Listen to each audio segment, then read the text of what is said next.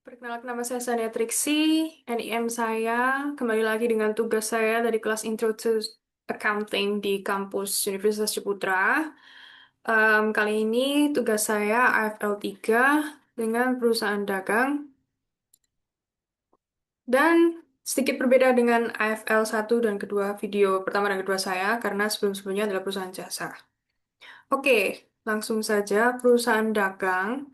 Sedikit recap, sebelumnya saya sudah selalu jelaskan ada jurnal umum, kemudian dari jurnal umum kita bisa membuat buku besar, kemudian dari buku besar kita bisa membuat neraca saldo, baru kita bisa membuat laporan keuangan.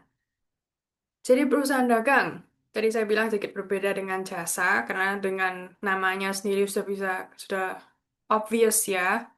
Kalau perusahaan ini melakukan aktivitas pembelian dan penjualan barang dagang dan dijual di atas harga pokok untuk bisa mendapatkan keuntungan. Beda dengan jasa, di mana kita bisa hanya menyediakan jasa, kita kemudian dibayar, terima pembayaran. That's it.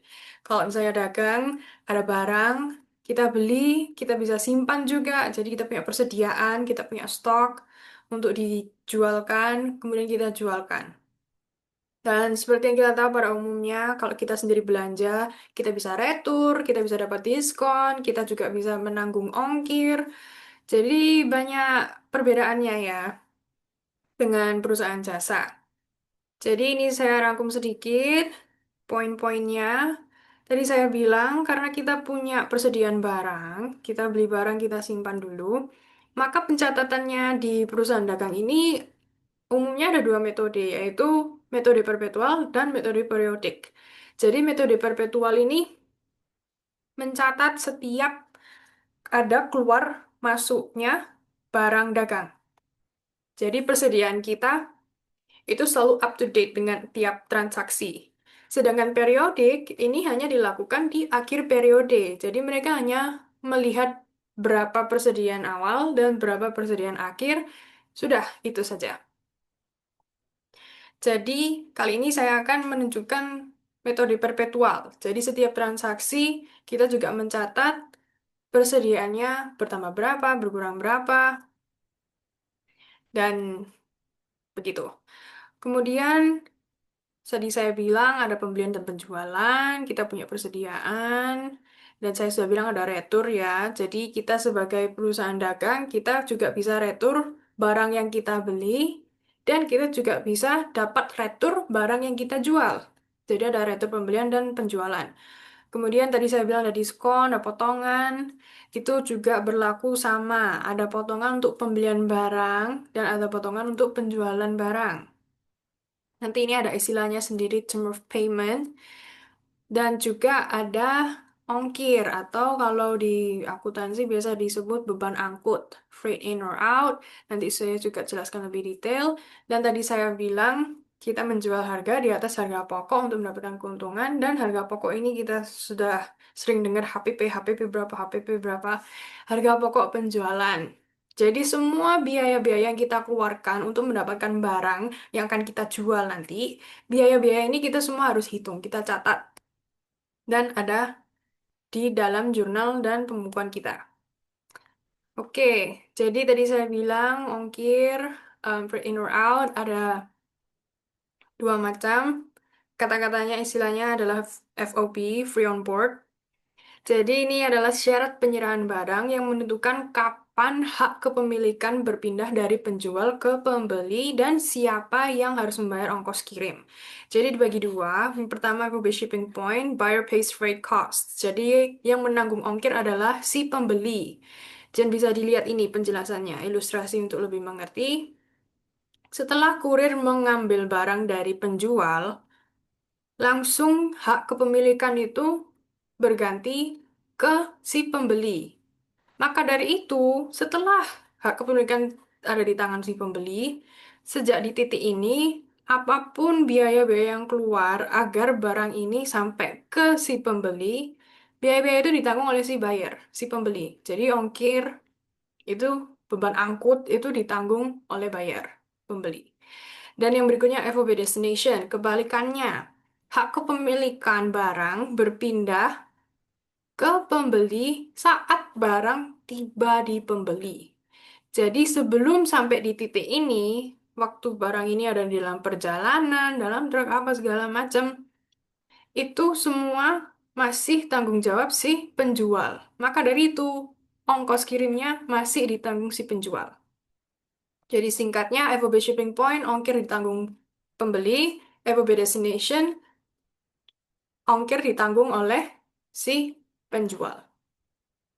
Tadi saya bilang potongan, ada yang istilahnya term of payment. Jadi ini kesepakatan antara penjual dan pembeli mengenai waktu, cara, dan jumlah pembayaran atas barang dan jasa yang telah ditransaksikan. Ini contoh-contoh istilahnya. Jadi yang pertama, EOM adalah end of month, singkatannya. Ini digunakan bisa seperti di bawah berikutnya ini. Ada N strip 10, end of month. Jadi N ini artinya net, atau artinya ya harus dilunasi itu kapan? Jadi end strip 10, end of month. Ini artinya 10 hari setelah akhir bulan faktur itu dikeluarkan. Jadi misalnya saya beli barang di tanggal 1, jangan, tanggal 11 Juni. Juni ada 30 hari. Jadi end of month, Juni itu di tanggal 30, tapi saya bisa ada 10 hari lagi. Jadi saya harus bayar di 10 Juli. Jadi end strip 10, end of month artinya net 10 hari plus end of month. Jadi di akhir bulan faktur itu dikeluarkan ditambah 10 hari. Dan berikutnya end strip 30, end net 30 berarti harus dilunasi dalam 30 hari setelah faktur dikeluarkan. Dan berikutnya ada dua strip 10. Kalau ini angka, strip angka, artinya ini adalah diskon. Jadi dua strip 10 artinya 2% kalau dibayar dalam 10 hari setelah faktur dikeluarkan. Jadi kalau misalnya satu strip 5, artinya diskon 1% kalau dibayar dalam 5 hari setelah faktur dikeluarkan. Dan juga ada syarat pelunasannya. Nggak mungkin cuma untuk diskonnya dong. Kalau misalnya kita bayar di luar 10 gimana? Ya ini, kita nggak dapat diskon dan harus dilunasi kapan? Kalau ini N-strip 30 berarti dilunasi 30 hari setelah faktur dikeluarkan. Banyak variasinya ya, cuma ya kurang lebih seperti ini mereka penulisannya. Dan yang terakhir laporan keuangan. Seperti yang saya bilang tadi, ada banyak beberapa akun yang berbeda dengan perusahaan jasa, tapi intinya sama. Mereka adalah pencatatan, bukan pencatatan sih, ya laporan produk akhir dari siklus akuntansi yang merangkum semua transaksi keuangan dalam satu periode. Laporan ini berfungsi sebagai rapor kesehatan dan juga sangat berguna untuk pemilik, investor, ataupun pihak bank. Dan secara standar, berdasarkan PSAK di Indonesia, ada 5 komponen utama laporan keuangan. Pertama, laporan laba rugi, kemudian laporan perubahan ekuitas, laporan posisi keuangan, laporan arus kas, kemudian catatan atas laporan keuangan. Untuk tugas kali ini, saya hanya akan menunjukkan laporan laba rugi, laporan saldo laba ditahan, dan laporan posisi keuangan. Jadi ada bedanya, tadi saya bilang ada beban angkut, ada pemotongan, ada diskon, dan juga ada harga pokok penjualan. Jadi akun-akun ini berbeda dengan akun di perusahaan jasa. Mereka nggak ada yang namanya HPP dan nggak ada em, beban angkut penjualannya dan nggak ada akun persediaan ya. Jadi sedikit berbeda di laporan keuangan nanti bisa kelihatan akun-akun apa saja yang masuk itu sedikit berbeda. Oke, kita langsung masuk ke soal kita. Ini soal tadi. Kita bisa lihat ada bukti-bukti dan kita harus mencatat apa ini artinya. Jadi ini ada jurnal lagi seperti sebelum-sebelumnya saya menggunakan drop down list untuk akun debit dan akun kredit. Mempermudah saya ambil dari COA ini. COA lagi tergantung perusahaan mereka pakai apa saja itu beda-beda. Ini saya buat seadanya saja.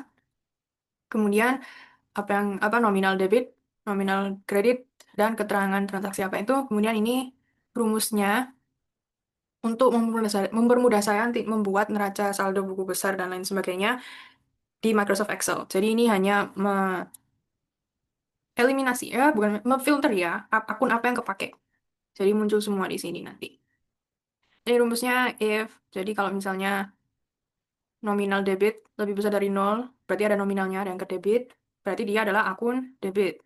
Kalau bukan, berarti artinya debit nol, dia adalah akun kredit yang kepakai. Oke, gitu saja kita mulai. Jadi yang pertama, ini ada surat pernyataan setor modal. Tanggal 1 Juni, penyetor ke Bell Beauty kita, Bell Beauty, kemudian tunai 200 juta transfer, tunai kas 20 juta. Buktinya cuma ada bukti transfer. Ini agak sedikit salah, semestinya kalau kita terima kas, kita juga harus ada buktinya, kita terima tunai. Apapun tunai itu, jadi entah itu setor, entah itu tarik tunai dari rekening kita, harus ada buktinya kita menerima kas. Jadi sedikit salah, tapi nggak apa, kita tulis saja tanggal 1 2025 kita mendapatkan dari rekening dulu BTI, kemudian mendapatkan kas untuk modal. Lagi aset bertambah maka di debit. Nominal tadi 200 juta, kemudian 20 juta. Nih, tadi yang saya bilang, akunnya apa yang dipakai. Kemudian ini ya di total saja 220 juta.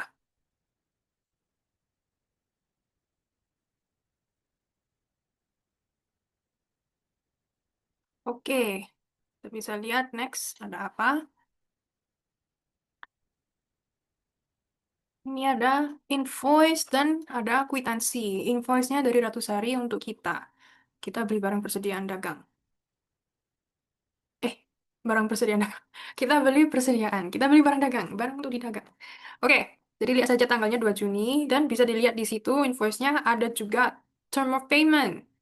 Dan ada syarat pengiriman shipping point. Jadi itu untuk ongkirnya dan untuk potongannya. Seperti yang saya jelaskan tadi, kita tulis saja dulu. Pertama kita beli persediaan sebanyak 42 juta totalnya. Dan ini karena shipping point, berarti ongkir ditanggung si pembeli. Dan karena ongkir itu termasuk dalam biaya yang keluar untuk memperoleh barang ini, maka dia termasuk ke dalam HPP. Maka dari itu, dia termasuk di dalam persediaan. Jadi nilai barang itu naik karena ada ongkirnya. Kalau misalnya ada ongkos lainnya, itu juga dimasukkan juga. Jadi nilai value-nya barang dagang itu meningkat, menaik, maka persediaannya langsung kita catat menaik juga. Jadi kita lihat berapa ongkirnya, kita tanggung. Ya, kita tanggung. Ini kwitansi kepada kita, nominalnya segini, dan ini salah tulis ya, ini 6 juta doang, kenapa 625.000? Oke, 6 juta, dan kita sudah bayar, kita penyetor.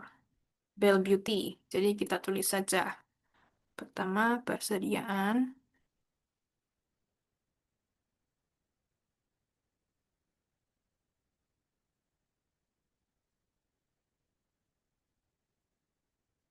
Ini saya pisahkan saja untuk melihat, mempermudah melihat transaksinya. Kemudian persediaan ini, pertama 42 juta hanya invoice, berarti kita masih utang. Kemudian ada lagi persediaan. Ini barang dagang 6 juta, kita sudah bayar secara tunai karena ada kwitansi.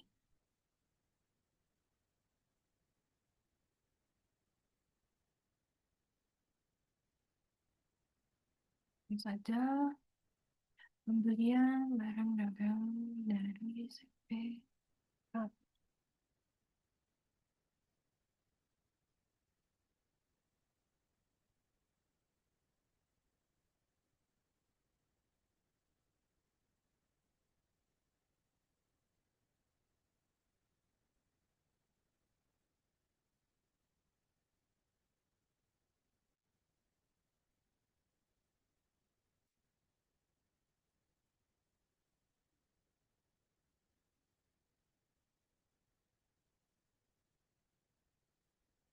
Oke, next kita lihat ada apa. Retur penjualan dikeluarkan oleh Ratu Sari Santika kepada kita. Karena ini tercatat kita sebagai pembeli melakukan retur pada tanggal 3 Juni. Barang ini moisturizer 12 unit nominalnya. Dan karena rusak kita retur. Dan pengembaliannya dilakukan melalui pemotongan faktur. Kita tulis dulu tanggalnya.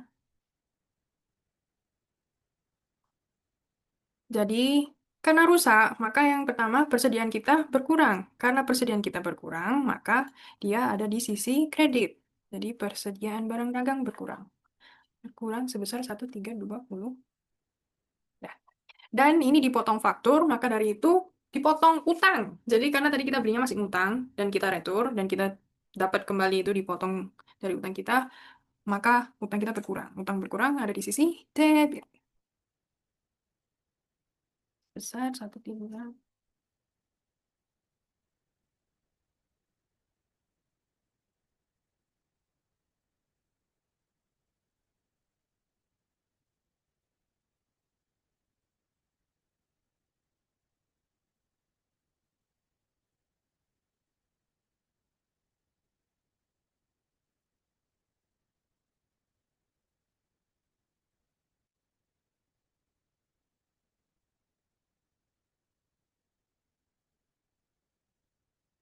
Oke.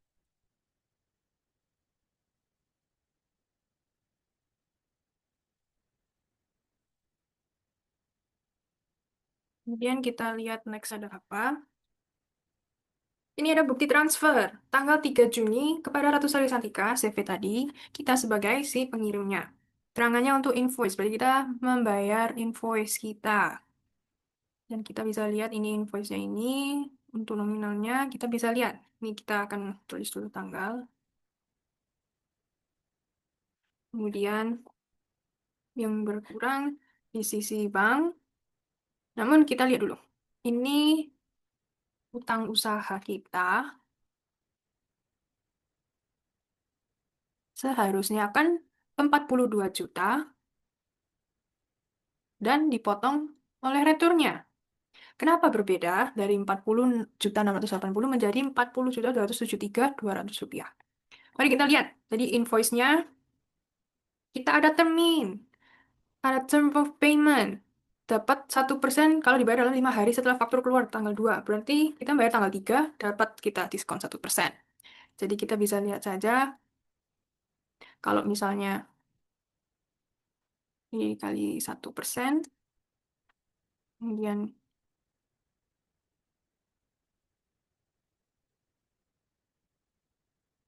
jadinya 40.273.200. Jadi sudah benar yang kita transfer nominalnya. Jadi ini kita taruh saja 42.73.200.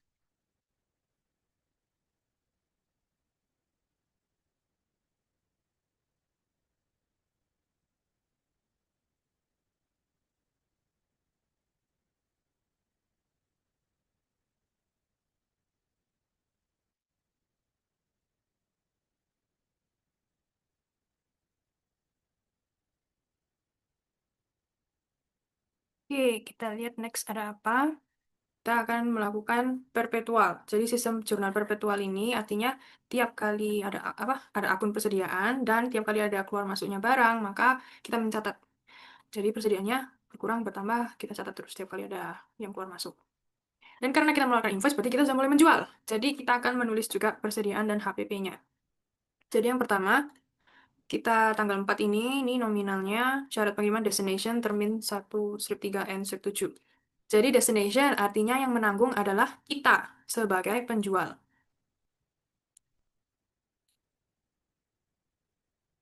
Dan karena kita yang menanggung, ini kwitansinya juga sudah kelihatan. Kita sudah bayar sebagai penyetornya sebesar 105.000. Dan ini barang yang kita jual. Oke, jadi kita tulis dulu saja. Kita ada piutang karena invoice saja belum dibayar. Dan kita ada penjualan sebesar 17.500. Kurang dong.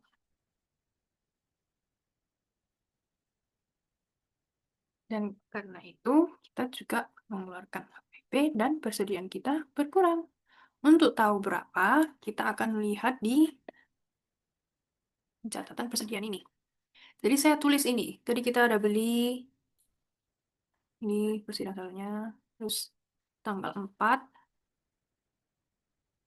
Ini kita jual 50 moisturizer, 50 cleanser. Ini HPP-nya 10.500.000.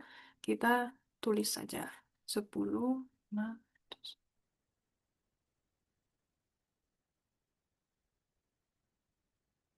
Kita tulis saja seri aman.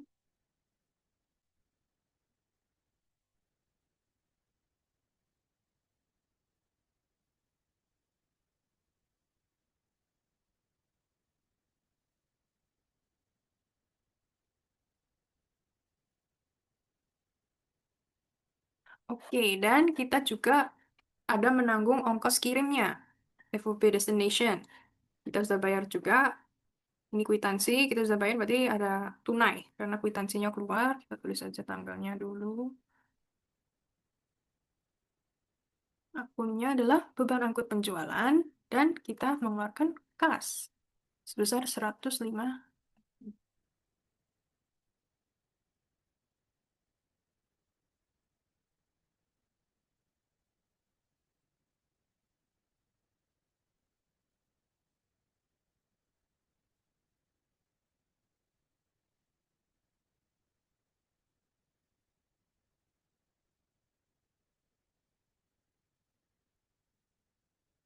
Oke, setelah itu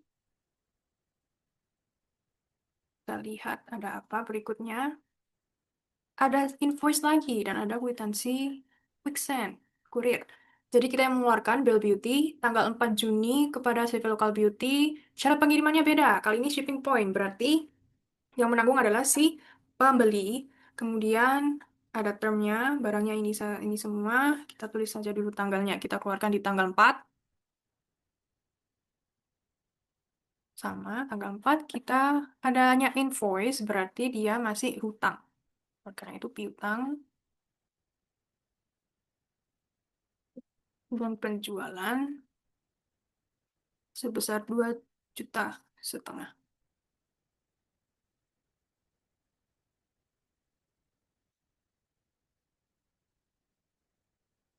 Invoice 0.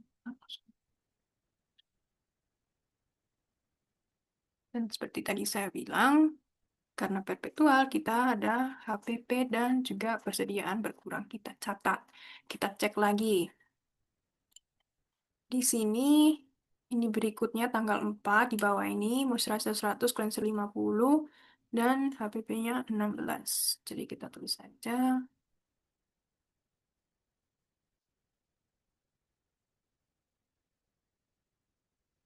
Kemudian kita lihat, kwitansinya kenapa di kita? Wah, kwitansi ongkir ternyata kita yang bayar, sedangkan syarat pengiriman shipping point seharusnya ditanggung oleh si pembeli. Oleh karena itu, kita bisa tulis mereka utang lagi di luar barang dagangnya. Jadi piutang usaha ditambah lagi, dan kita sudah bayar melalui kas, berarti kas kita berkurang sebesar 150.000.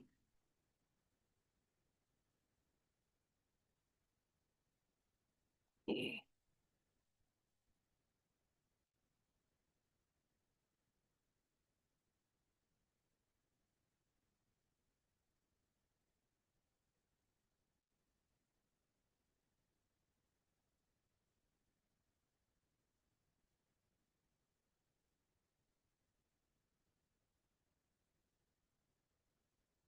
Oke, kita lihat lagi ke soal ada apa lagi. Next, tanggal 13 ada invoice lagi dan ada kwitansi, tapi ini bukan punya kita.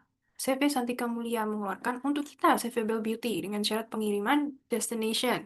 Berarti destination yang menanggung adalah si penjual. Jadi kita lihat tanggal 5 Juni, kita tulis saja 5 Juni dulu. Jadi kita beli ini dari mereka, dua-dua sebesar 22.925. Jadi pertama kita menambahkan persediaan barang dagang kita dan kita ngutang karena ada invoice. Utang. Jadi sebesar 229.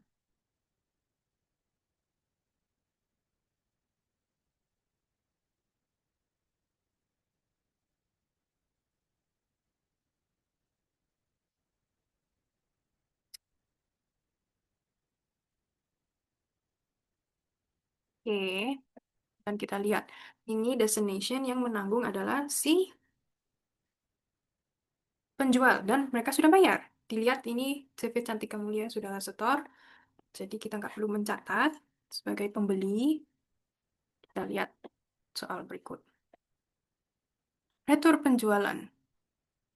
Kita yang mengeluarkan bill beauty, artinya ada pembeli yang retur ke kita.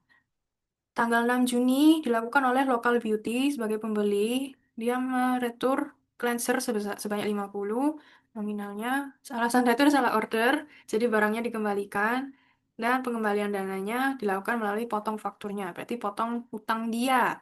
Kalau kita lihat di soal sebelumnya, Local Beauty ini belinya moisturizer 100, cleanser 50, kemudian dia returnya cleansernya 50 di retur.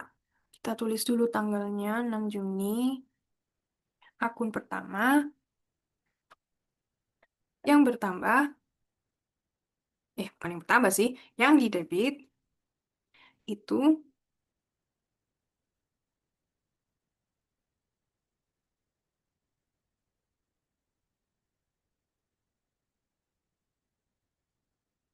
kita tulis tanggal. Oke, kita tulis dulu saja tanggalnya. Jadi akunnya retur penjualan yang di debit dan yang di kredit yang dikurangi adalah utang mereka karena tadi dibilang dipotong di faktur.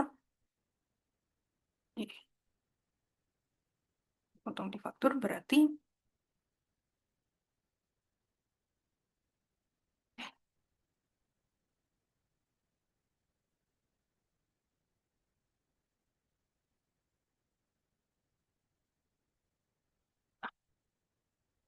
karena mereka ada retur ke kita. Oke, kita mulai dulu saja tulis tanggalnya dan ada retur penjualan. Dan retur penjualan ini tadi dibilang dipotong melalui fakturnya, berarti piutang mereka kita kurangi dan sebesar 7,5 juta. Dan karena ini perpetual, kita tulis persediaannya tiap kali keluar masuk. Jadi karena ini persediaannya kita bertambah, karena dia salah order dan barangnya dikembalikan, kita berarti tulis saja persediaan barang dagangnya, apa, dan HPP-nya kebalikannya. Kita cek. Di bawah ini ada tanggal 6. Ini, retur penjualan. Sebesar 50 cleanser, nominalnya adalah 5 juta. HPP-nya kita tulis, persediaan dan HPP.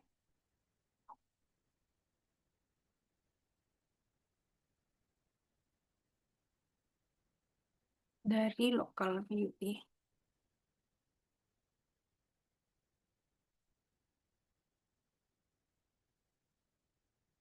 Oke, setelah itu kita lihat soal berikutnya. Ada bukti transfer di tanggal 10 Juni. Kita menerima Belle Beauty dari Ceria Mart untuk invoice berikut dengan nominal berikut. Oke, kita tulis dulu 10 Juni.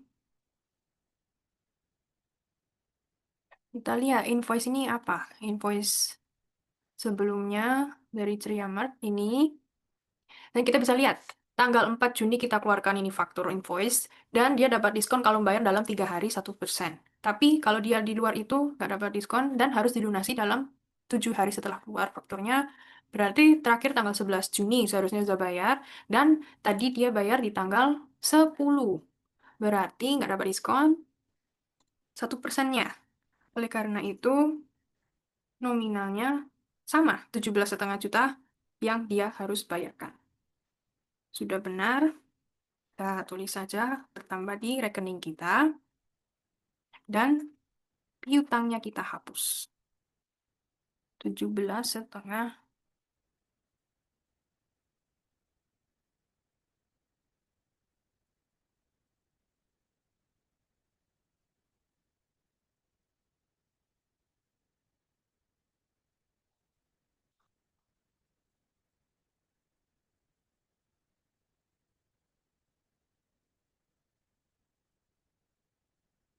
Oke, kita lihat soalnya ada apa lagi. Tanggal 16 kita ada kwitansi pembayaran. Kita yang mengeluarkan CP Bell Beauty tanggal 11 Juni. Kwitansi berarti kita barusan terima uang dari Local Beauty terbilang 19.950.000 dengan invoice Untuk pembayaran invoice berikut dan ongkir dari Local Beauty, kita lihat kembali. Local Beauty kemarin-kemarin itu apa yang dia beli, apa terminnya. Ini Local Beauty tanggal 4 Juni invoice-nya ini sudah benar. Dia membeli barang ini 2 juta, 27,5 juta, dan seharusnya kita tidak menanggung ongkir, tapi kita tanggung dahulu. Jadi mereka ngutangnya 2,5 juta dan ongkir ini. Tetapi tadi mereka ada retur dari Local Beauty, dipotong 7,5 juta. Oleh karena itu, pemotong, dan ini ditulis dipotong di faktur, berarti tadi yang 27,5 juta dipotong 7,5 juta. Dan kita terimanya 19,950. Kok bisa? Mari kita lihat tanggal 11.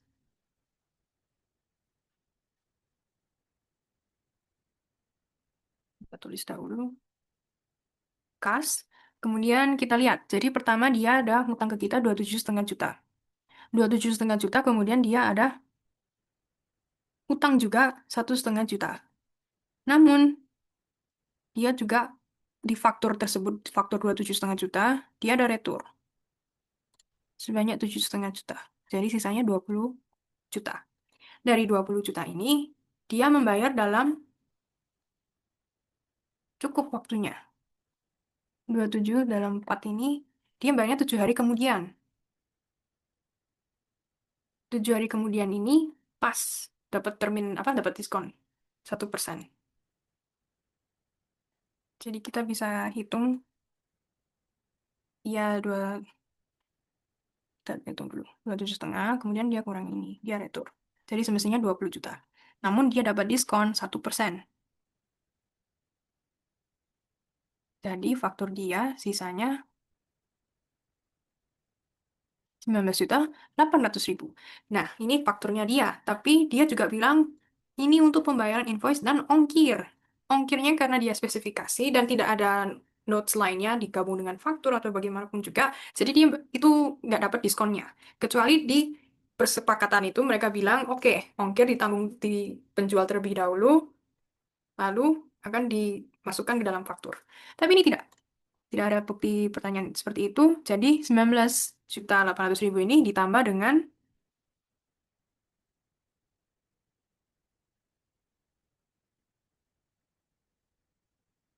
ini piutang dia untuk ongkir. Jadi dia ngutang ke kita 19,950.000. Dan benar, dia bayar tunai pas 19,950.000. Oleh karena itu, kita hapus saja ini.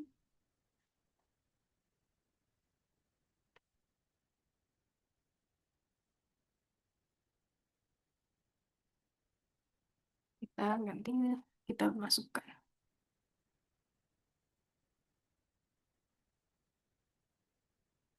Kita potong.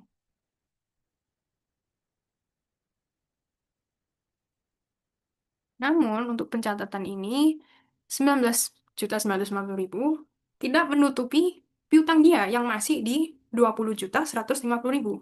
Oleh karena itu, kita juga taruh potongan penjualan dan baru dikredit piutangnya. Jadi piutangnya semestinya tadi saya bilang ini dikurangi oleh retur dia, kemudian ditambah dengan ongkirnya. Kan 20, 150, tapi selisih kan? Berarti itu masuk ke akun potongan penjualan kita. Jadi kita tulis saja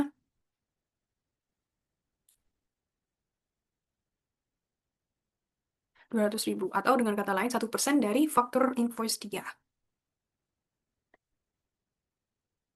Oke.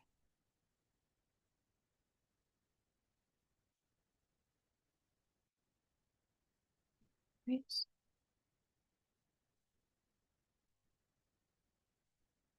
Oh, invoice.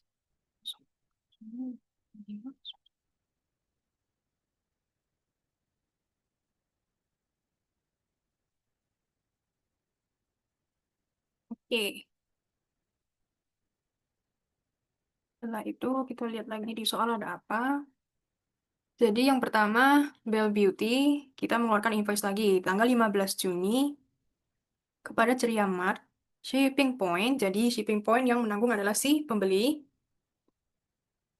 Kemudian ada terminnya dan ini barangnya, 17,5. Kita tulis dulu tanggal 15 Juni. Invoice, belum ada bukti pembayaran lainnya, berarti masih utang. Kita tulis dulu piutang sebesar 17.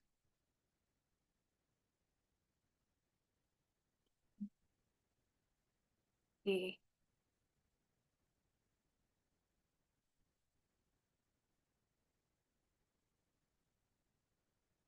Dan karena ini tadi perpetual ya, jadi persediaan kita juga berkurang. Kita ada tulis HPP-nya. Persediaan di debit karena berkurang. Ini kita lihat di tanggal 15 Juni ini barangnya, HPP-nya di sini. Harga pokok penjual 14.232. Wah, selisihnya dikit banget ya. Nih, kurang pinter ngitung harga jualnya. Oke, kita tulis saja CP ceria. Aman. Invoice 16 01.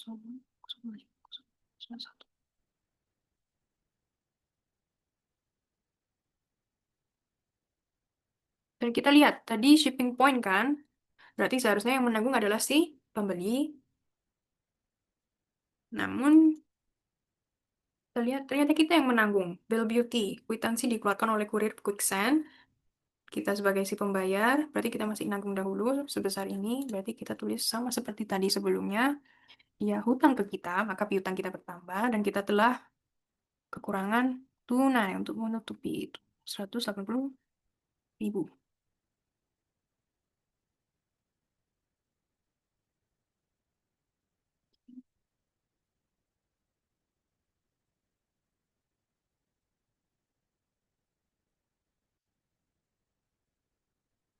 Oke,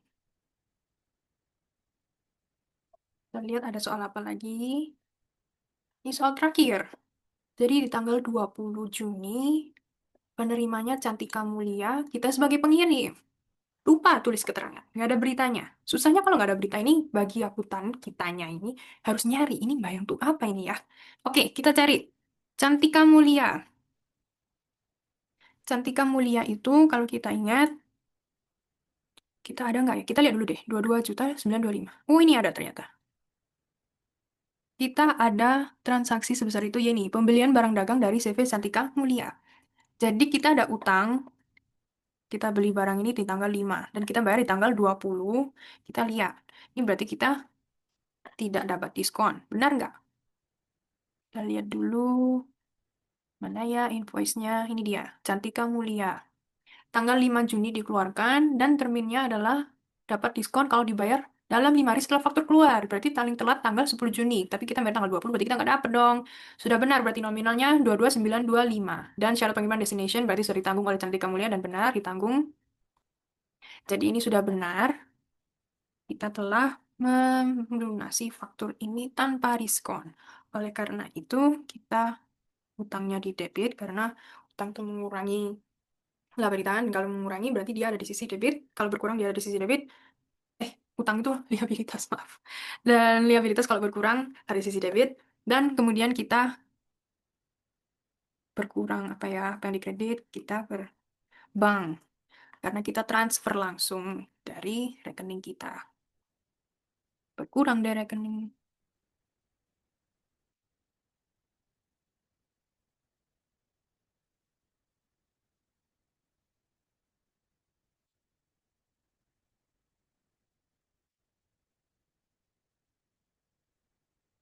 Oke, karena sudah selesai, nggak ada lagi soalnya, kita bisa full screen di sini. Jadi ini sudah benar ya. Sudah selesai semua dan kita bisa cek di sini. Sudahkah benar?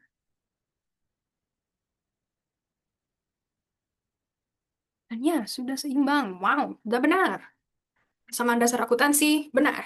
Oke, kita bisa lanjut ke buku besar. Saya akan menunjukkan satu, caranya gimana. Membuat satu pivot table. Range-nya kita ambil dari jurnal kita. Kita mulai dari judul kolom sampai paling akhir. Dan kalau misalnya belum selesai, jadi ini saya masih tanggal 20 kan masih ada sampai nanti penutupan, penyesuaian, dan lain sebagainya, sampai tanggal bertele-tele apa segala macam, kita bisa ambil sampai bawah segini. Jadi nanti buku besar neraca saldo yang menggunakan pivot, bisa kita tinggal refresh-refresh doang. Untuk table, kita akan pakai nominal dan debit ke kredit, keterangannya akun. Jadi kita pakai filter per akunnya, tanggalnya, jangan sampai kelupaan, dan kita ganti desainnya, nggak pakai subtotal.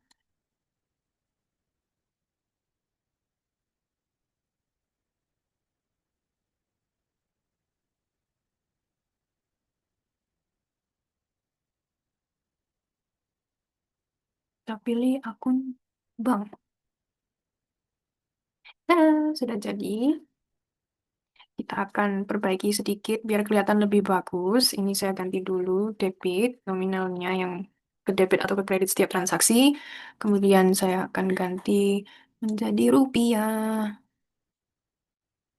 Oke, jadi setelah ini selesai kelihatan bagus, saya akan menambahkan dua kolom baru. Karena kalau kita ingat, di neraca saldo, kita hanya membutuhkan saldo akhir tiap akun, bukan tiap transaksi seperti di buku besar. Jadi saya buat kolom baru.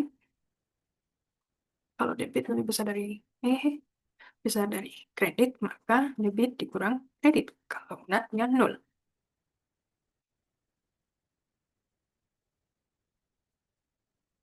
Muncul, kemudian kita tambah lagi untuk di bagian kreditnya. Jadi ini untuk akun-akun yang memang adalah akun kredit. Rumusnya sama if kalau kredit kredit berani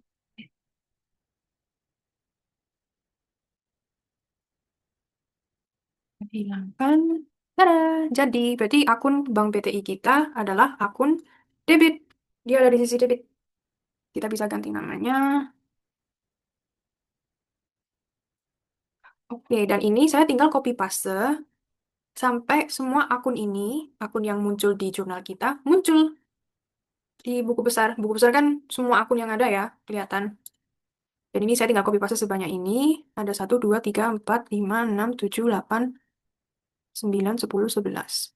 Oke, dan kita hitung. 1, 2, 3, 4, 5, 6, 7, 8, 9, 10, 11. Oke, buku besar sudah selesai. Kita bisa buat neraca saldo. Neraca saldo saya ambil dari sini. Tinggal ganti settingannya sama-sama. Dan kita tidak perlu tanggal, tidak perlu tahu tiap transaksi kena berapa, tidak perlu tahu keterangannya, dan akunnya kita taruh di browse. Tada! Sudah selesai, kita tinggal perbaiki saja. Ini grand total kita hapus karena kita tidak perlu tahu. Grand total itu perhitungannya dari samping ya. Jadi dari kolom pertama, kolom kedua, terus ada hasilnya. Karena nggak ada, kita off dan kita buat sendiri totalnya. Kita lihat neraca saldo ini apakah sudah balance.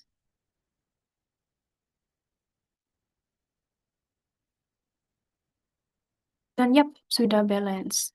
Karena sudah balance, berarti trial balance kita berhasil. Sudah benar semua. Dan karena sudah benar, kita bisa buat laporannya. Jadi ini saya laporan hanya siapkan judulnya ya di atas ini. Oke, jadi laporan laba rugi ini masih kosong ya. Kita bisa isi laporan laba rugi itu berarti kita hitung dari pendapatan kurangi beban. Berapa deh dapatnya? Jadi yang pertama kita dapat pendapatan dari penjualan. Karena kita perusahaan dagang.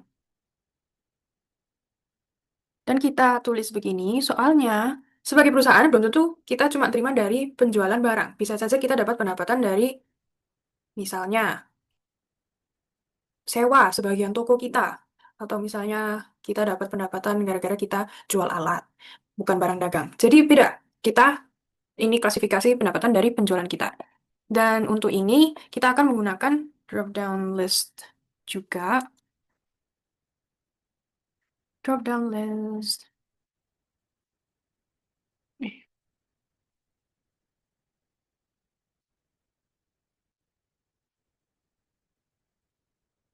Harusnya kita ambil dari,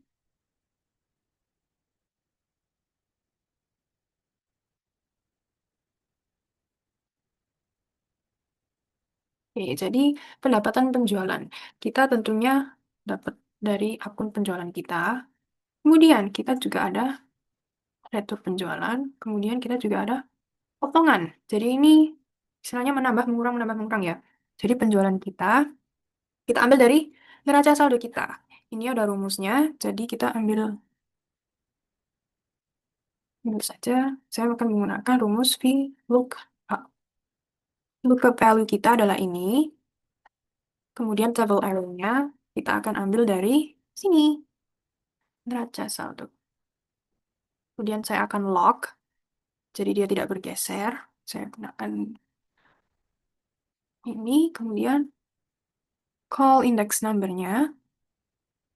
Karena dia ada penjualan, ada di sisi debit. Ini saya rumusnya jadiin satu ya. Kita ambil yang debit dulu. Debit berarti 1, 2.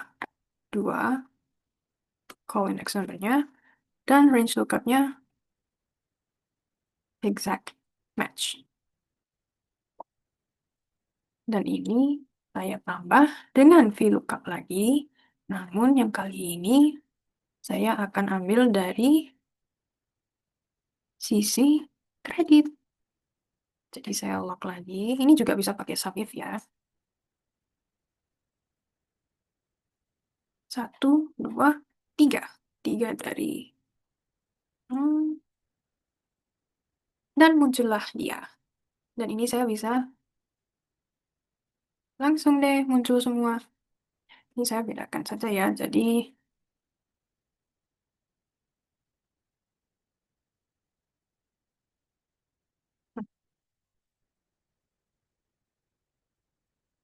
saya akan lock juga G-nya.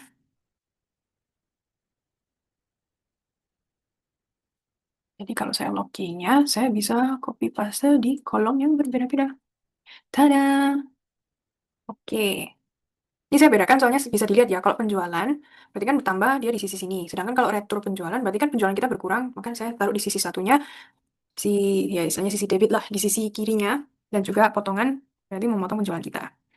Jadi ini saya tambahin saja berapa, dan di sini saya akan tulis nominalnya.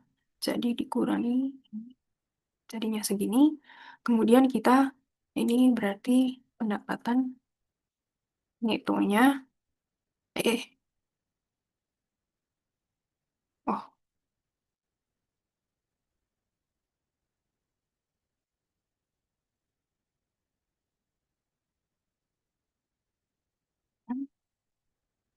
dan kita juga akan mengurangi untuk melihat laba kotor. Jadi laba kotor itu pendapatan dikurangi HPP. Oleh karena itu, saya akan tulisnya saya tinggal copy paste, dan ini saya tinggal copy paste HPP-nya berapa, dia laba kotornya ini dikurangi ini. Tidak terlalu banyak tapi ya, oke. Kemudian tentunya laba-laba lebih. Laba dikurangi beban. Laba atau rugi. Jadi kita beban operasional dia. Beban operasional ini seperti sebelumnya ada beban banyak ya. Beban sewa, beban gaji, beban lain-lainnya. Semua beban kita taruh di sini. Tapi untuk kita sendiri, kalau dilihat di samping, kita adanya beban angkut penjualan. Jadi beban angkut penjualan ini ada berapa? Kita tinggal copy paste ini. Dan kita ada menanggung ini. Jadi total beban operasional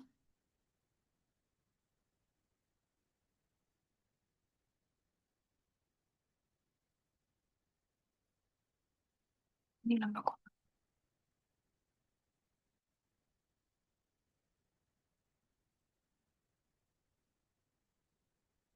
Dan kita tadi saya bilang kenapa dibedakan pendapatan penjualan karena kita juga ada bagian pendapatan atau beban lainnya yang mungkin beda dari periode sebelumnya atau gimana atau memang unik dia.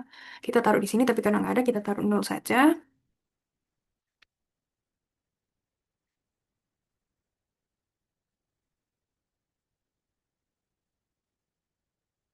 Jadi kita bisa tahu laba bersih. Setelah semuanya dihitung, dimasukkan, laba bersih kita yaitu ini dikurangi dengan total beban kita. Karena ini nggak ada, kita lewati, dan jadinya segini. Oke. Dan berikutnya kita akan ke laporan laba ditahan. Untuk laporan laba ditahan atau laporan saldo laba, ini memang sedikit beda ya kata-katanya. Jadi dia laporan ini dimulai dengan saldo laba ditahan awal periode. Jadi dari tanggal 1. Kalau misalnya dia ada, kita tulis dari periode sebelumnya kan. Tapi karena kita baru buka di Juni, baru berdiri, nggak ada kita saldo laba ditahan sebelumnya. Jadi ya, saldo laba ditahan awal periode, kita taruh saja 0 strip. Kemudian kita menambahkan laba bersih kita, yaitu ini, dan kita kurangi dengan prive ataupun dividen dan lain-lainnya. Namun karena tidak ada, bisa dilihat di neraca saldo ya, nggak ada,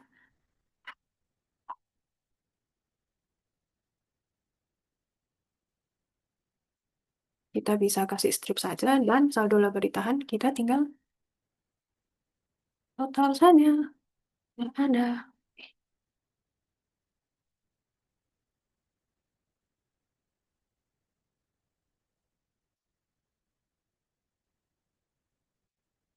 Jadi saldo laba ditahan kita sebanyak itu. Kemudian kita ke laporan posisi keuangan. Laporan posisi keuangan ini mau melihat kalau misalnya aset itu bersama dasar akuntansi kita benar. Jadi kita melihat ada aset kita ada apa saja. Oh, ada breakdown di sini, nggak tahu benar apa enggak. Saya ambil saja dari sini, copy paste. Oke. Jadi yang pertama aset.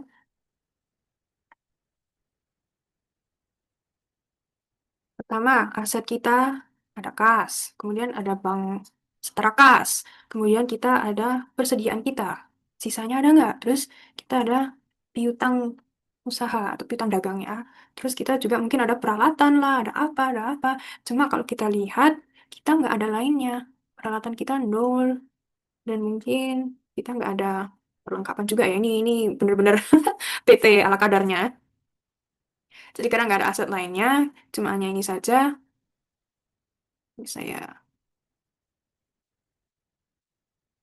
dari aset ini sama halnya saya akan ambil rumus ini, saya bisa pindahkan ke sini. Namun saya akan ganti ini G-nya. Ini kolom O. Eh, kolom O. Dan ini kolom O. Ada. Jadi benar nggak? Kita lihat neraca saldonya. Kas kita ada di sini. 33515. Sudah benar. Jadi kita bisa langsung ke bawah. Peralatan tidak ada. Kemudian kita bisa, setelah ini kita taruh total asetnya. Kita mulai ada berapa.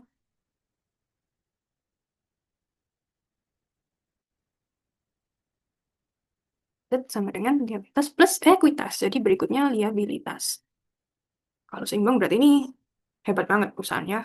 Dia bersih. Jadi kita liabilitas. Saya ambil drop down list-nya. Kita lihat liabilitas kita. Jadi utang usaha. Dan kita nggak ada utang lainnya ya. Jadi kalau ada utang-utang apa aja dimasukin semua di sini. Utang kita masih ada. Benar 406 800.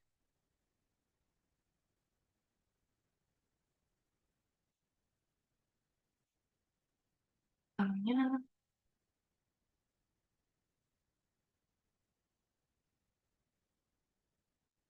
ini plus ekuitas. Jadi kita masih ekuitasnya. Ekuitas ini kita ambil pertama dari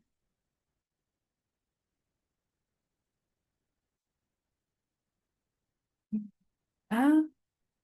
Kemudian karena modal itu ditambah dengan laba ditahan. Dan karena dia tidak ada di akun, kita bisa ambil dari laporan laba ditahan ini. Saldo laba ditahan. Jadi kita ambil saja ini. Kemudian modalnya kita ambil rumus ini sama. Kita mau,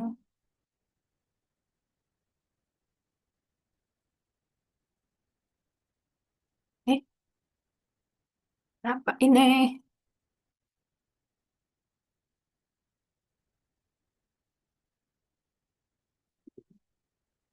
Oh, ekuitas. Ini,